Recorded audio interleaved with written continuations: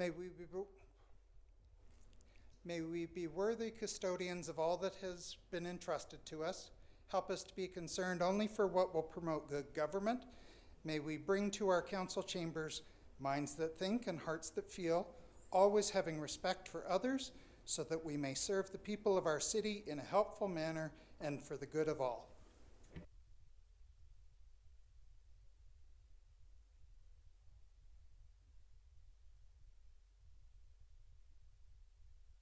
Sorry, thanks, Your Worship.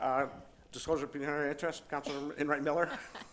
Thank you. I just have a conflict with sections 8A1 and 8A2 and the bylaws that pertain to both of those. Okay, we'll pull them and you'll have that written for the clerk, please. Thank you.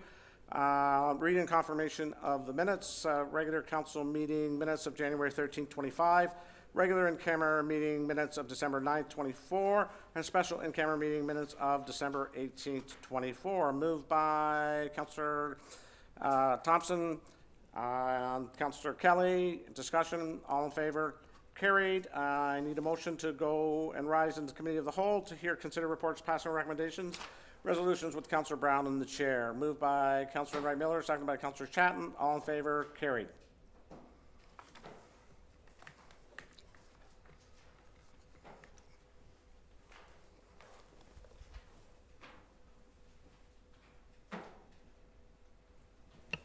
Thank you, Your Worship. Item 8A.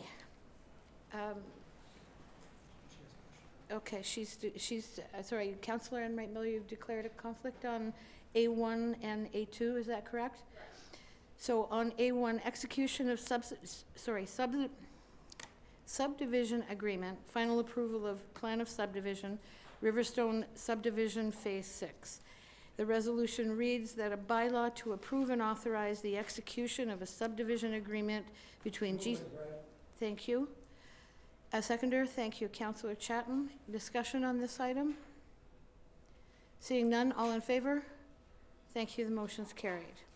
Item 8A2, execution of subdivision agreement, final approval of plan of subdivision, Riverstone Subdivision Phase 5. And the resolution reads that a bylaw to approve and authorize the execution of a subdivision agreement between GCL Developments Limited and the Corporation of the City of Belleville be prepared for Council's consideration, and that the respective agreement and related documentation. Thank you. A seconder, please. Thank you, Mayor Ellis. Discussion? Seeing none, all in favor? Thank you, the motion's carried. Moving on to item 8B, Council may adopt consent items by one motion, but prior to consideration of such a motion, members may request that specific items be removed from consideration under such a motion, and Council shall consider each such items individually. So beginning on my left, Councillor Thompson. No, thank you. Councillor Carr. 8B2, please. Councillor Enright-Miller. No, thank you. Councillor Sue. No, thank you. Mayor Ellis. Well, thank you.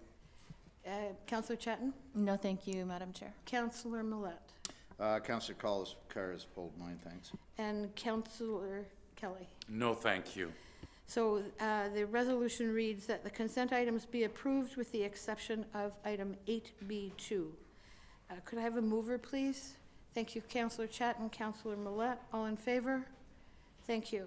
And moving on to 8B2, Residential Land Supply 2024. Resolution reads that the Residential Land Supply 2024, included as attachment 1 to this report, SGS 2025-01, be received as information. A mover, please. Thank you, Councillor Millette. Second, Councillor Carr. Discussion? Councillor Millette. Thank you, Madam Chair. My question through you is to, I guess, Mr. Pynchon, as he is the ranking member. This is Mr. Chan's report, Residential Land Supply 2024. Mr. Chan being the principal planner, and Mr. Pynchon is pinch hitting, if you will, for our director today. And I would ask, or I'm going to make note of the fact that in figure 1, the housing supply tracking, and the review finds that at the end of December 2024, there were 1,480 units available to be built in draft-approved plans of subdivision or condominium once the related phases proceed to final approval. So in basis, almost 1,500 units are approved and ready to be built. 451 units are available to be built in registered plans of subdivision right now. 1,604 units potentially available to be built on vacant lands that are zoned residential. 1,062 rental apartment units constructed or approved since 2019. That's almost 1,100 rental apartment units that have been constructed or approved since 2019.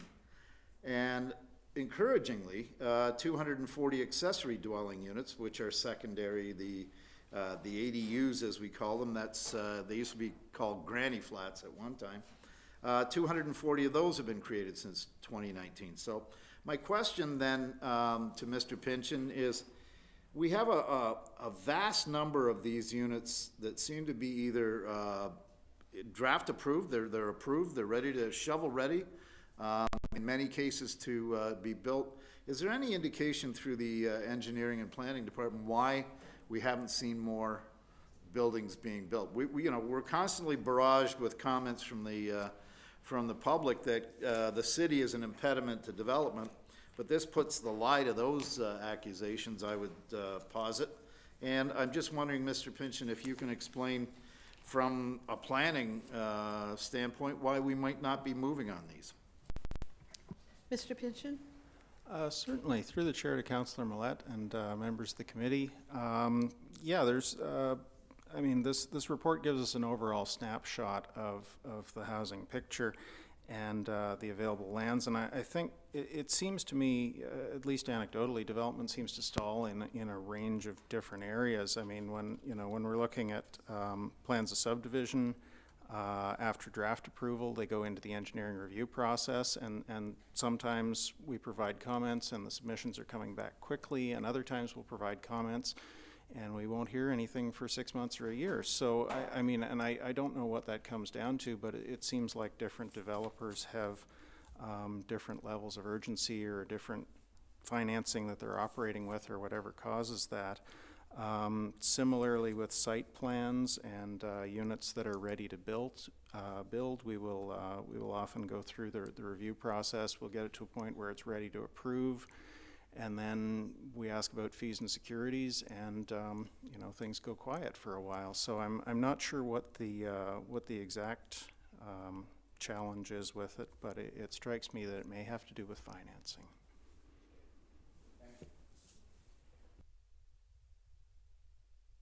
Councillor Carr. Thank you, Madam Chair.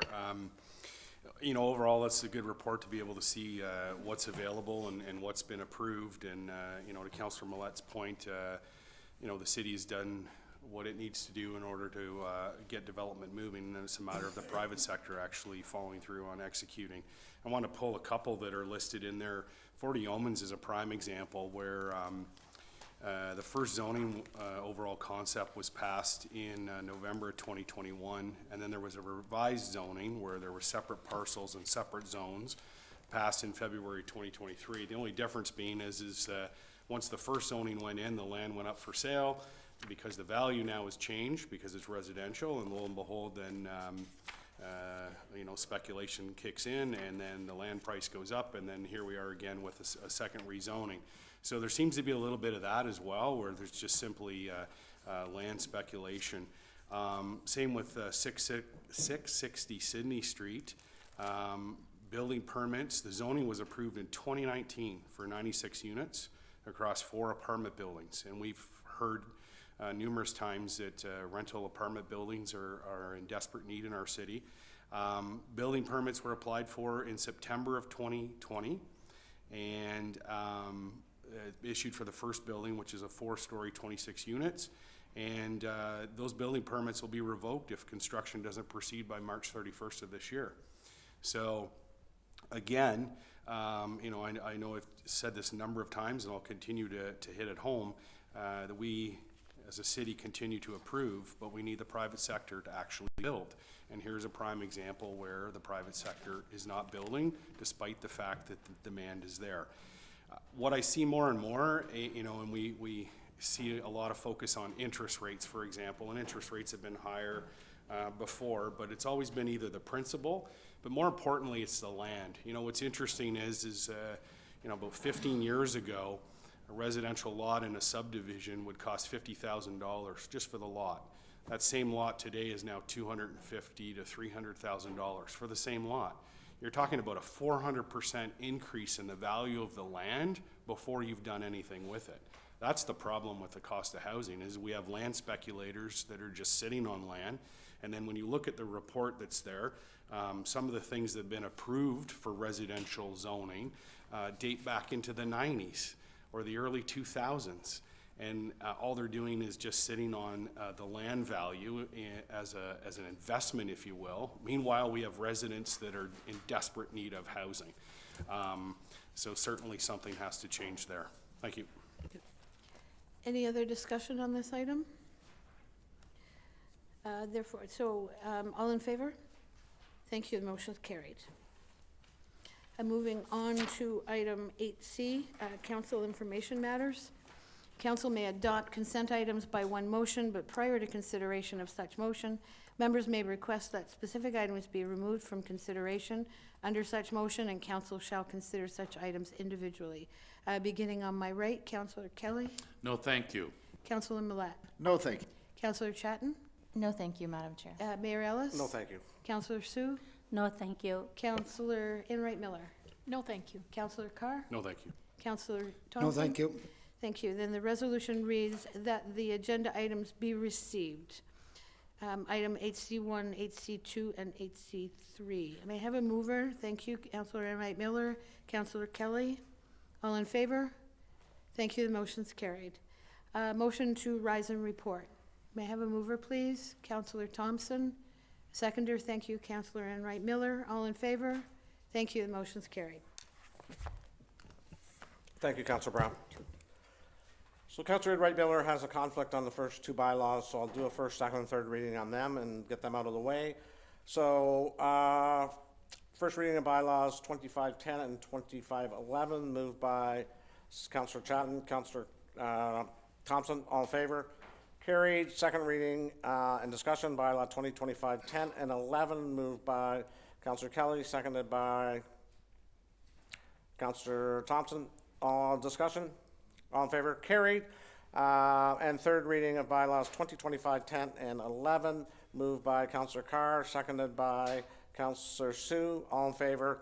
Carried. So the bylaw here, Councillor Enright-Miller's back, 2512, moved by, in the first reading, Councillor Thompson, seconded by Councillor Enright-Miller. All in favor? Carried. Second reading and discussion of bylaw 2025-12, moved by Councillor Millet, Councillor Chatton. Discussion. All in favor? Carried. And third reading of 2512, moved by Councillor Sue, seconded by Councillor Chatton. All in favor? Carried. Okay, to new business. New business, moving around to the left. Councillor Carr. Thank you, Mayor. As we know, earlier today, we had a funding announcement here related to the HART funding, and that's great to see, that provincial money. And certainly that is at the end of the day, a Hastings County initiative and not a City of Belleville project. However, we've taken the lead on the bridge in terms of the building. I have a motion here I'd like to introduce for Council's consideration. As the Bridge Integrated Hub is intended as a regional service, the City of Belleville requests member municipalities of Hastings County, Community and Human Services, and Prince Edward County contribute to the capital improvements to One Alhambra Square building. And I'll speak to that. Okay, moved by Councillor Carr, seconded by Councillor Brown. Councillor Carr. Yeah, thank you. As I said, at the end of the day, this is a regional initiative, and the operations is receiving money provincially, but it'll be funneling through Hastings County. This is not a City of Belleville project. However, Council has taken that initial initiative when the John Howard Society approached us to partner and to assist with the building purchase at One Alhambra Square, which we've done, and there needs to be capital improvements. And we as a city shouldn't be bearing that load ourselves. We should ask our member municipalities that are going to benefit from this regional hub to contribute capital funds to assist with that. So this is simply making that request, and hopefully, as we do with many other partnerships across our region, this would be one where I hope our fellow municipalities would see the benefit to help on the capital side, knowing that the province is following through with operation funds. Okay, well Thank said. you. Anybody else? All in favor? Or carried? Or did you want to speak? Sorry? No. Okay, all in favor on the last motion? Carried. Councillor Shu.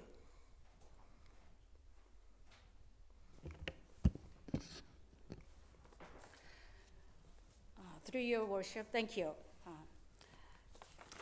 This is my brochure from my campaign 2022.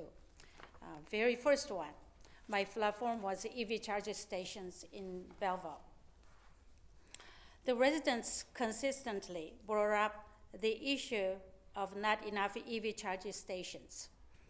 The residents, when campaigning, I was told of resident that has friends come from outside the city to visit, but not enough charging stations within the city to charge the vehicles.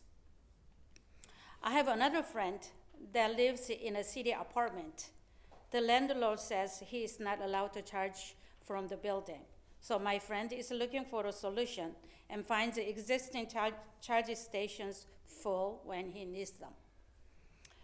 When we think about charging stations, it is easy to leave their install up to the private businesses. However, if we look to the east, Kingston, I talked with Paul McNatchy, Environmental Director at the City of Kingston, and he says Kingston has installed and manages 41 public charging stations. 39 are level 2, 2 are level 3. They also have additional 50 chargers for their own fleet of electric vehicles. We look to the north, Peterborough. I talked with Jeremy, Executive Assistant, Office of the Mayor, City of Peterborough, and he reports Peterborough owns and operates 8 public-facing level 2 EV stations for commuters' use, currently free to the public. They have plans for 11 more EV stations, four of those being level 3 in 2025, this year. These cities are forward thinking for where we expect our services to be now and into the future. Belleville has 0. According to Director Reid, we have no level 2 chargers, no level 3 chargers.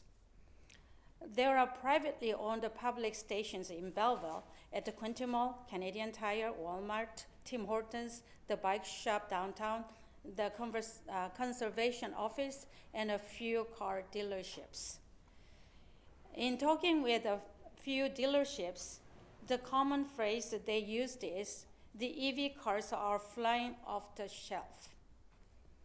To back that up, one dealership, Peter Smith, said they only have 1 electric car left at the time I spoke to him from an inventory purchase of 40 electric cars. Dodge, Chrysler, and Fry Ford say exactly the same thing. Each of the car manufacturers are investing heavily in an electric vehicle future. We need to be on the leading edge of this movement in order to attract outside visitors and investment in Belleville. EV charging stations give commuters a reason to come into the city or stay in the city during the charging cycle. This is a great opportunity to expose the great assets of Belleville to new potential customers. Getting charging stations near the downtown core, near the wellness center, and near the parks, recreation, the waterfront trail, and the Bay of Quinte is spectacular added bonus. The financial impact that EV charging stations bring to Belleville is almost immeasurable. These are new dollars coming into our great city. There are several vendors of charging stations looking for installs and will work with us. And right now, for a limited time, the province has allocated $96 million for the installation of EV charging stations.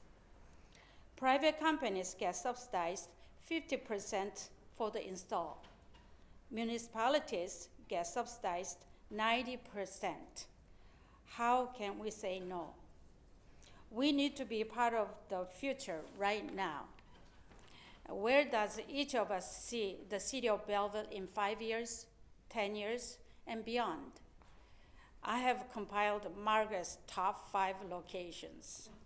Number 1, wellness center where we have over 1 million visitors per year.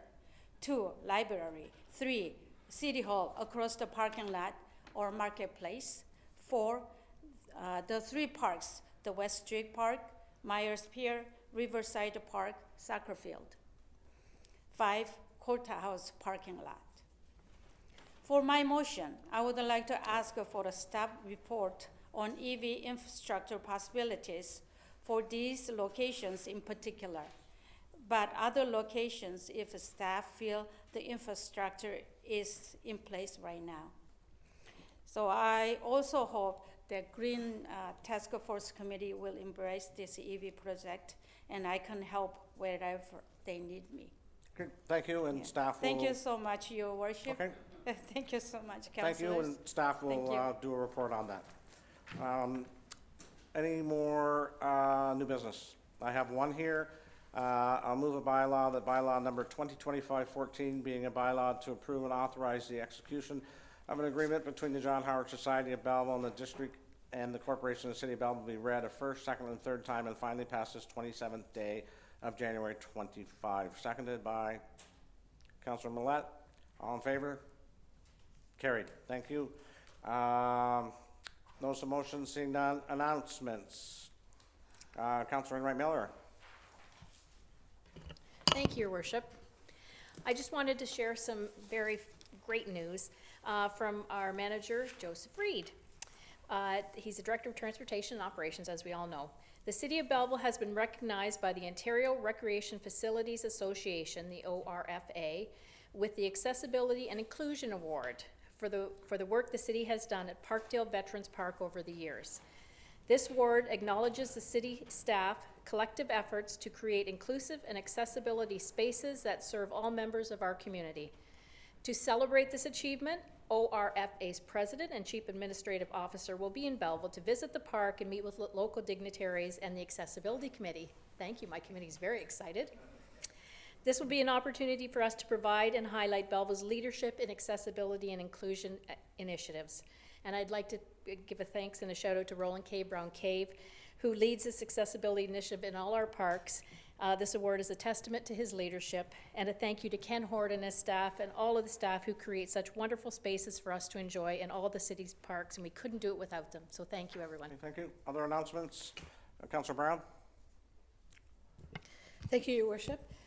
Just a reminder to everyone that Ward 2 will be conducting a town hall on Tuesday, February the 11th at the Jerry Masterson Community Center, starting at 6:30.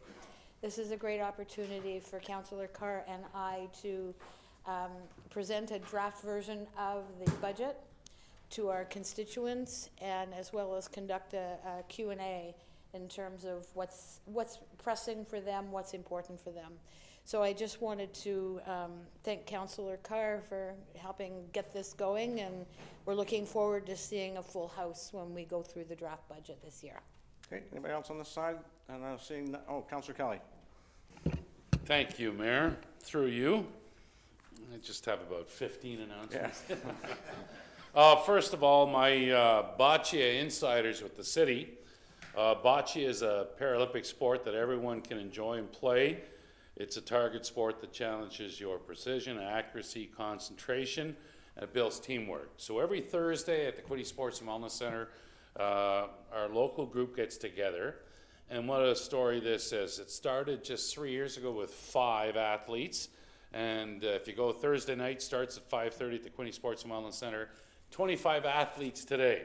So it's a great story, and they were recently in Toronto last Saturday, and Jackson Gerard was the junior male athlete of the year. He's 10 years old. He cleaned up at the provincial championship awards night. Algonquin Lakeshore Catholic District School Board were given a special presentation because they've really brought in being inclusive in their school board to all their schools, and particularly here in the Belleville schools. St. Joe's has a great relationship with bocce ball, and Colleen DeMille was named Coach of the Year this past Saturday in the Province of Ontario Awards. So pretty cool, and it happens every Thursday night, 5:30 at the Quinte Sports and Wellness Center. Also, just wanted to give an update on the Youth Engagement Committee for the City of Belleville. We've met a few times already. The committee's buzzing with a renewed sense of energy and enthusiasm. We have some new members. We kicked off the year with a bang by hosting a free public skate on January the 1st on the New Year's levy day. The max, I think, is 150 people. You can have it one of the ice surfaces. We had 148. Also, too, we're working with the corporate communications with the City of Belleville. We've launched a brand new website dedicated to our activities with the Youth Engagement Committee. You will see that on the city website. We're updating the terms of reference, and we've got some good things coming forward in 2025. Councillor Lisa Ann Chatton is on the team with us. I just want to give a shout out to Tracy Newton, Nikki DeHaan, and Tanya Grierson. Have the best interests for our youth and our community. And finally, on Saturday, Canada kicks off Black History Month, and Africa in the World is taking place at Centennial Secondary. Starts at 7 o'clock, and tickets are real cheap, 10, 15 bucks. Dr. Isaac Akron, who does a lot of work with education in our community, he's a professor at York University in Toronto, lives in Belleville with his family. They'll be celebrating the arts, culture, literature, science, and dance, and that's 7 o'clock this Saturday to kick off Black History Month in Belleville. Thank you. Thank you, Councillor Cullen. You just reminded me I have a proclamation here. I'd like to proclaim February as Black History Month. During Black History Month, people in Canada celebrate the many achievements and contributions of Black Canadians and their communities who, throughout history, have done so much to make Canada the culturally diverse, compassionate, and prosperous nation it is today. With that, I am looking for a motion for the confirmatory bylaw, that bylaw number 2025-13, a bylaw to confirm the proceedings of council at this meeting held on January 27, 25, be read a first, second, and third time, and finally passed this 27th day of January 25. Moved by Councillor Kelly, seconded by Councillor Chatton. All in favor, carried. And motion to adjourn. Moved by Councillor Kelly, seconded by Councillor Thompson. All in favor, adjourn. Thank you, everybody.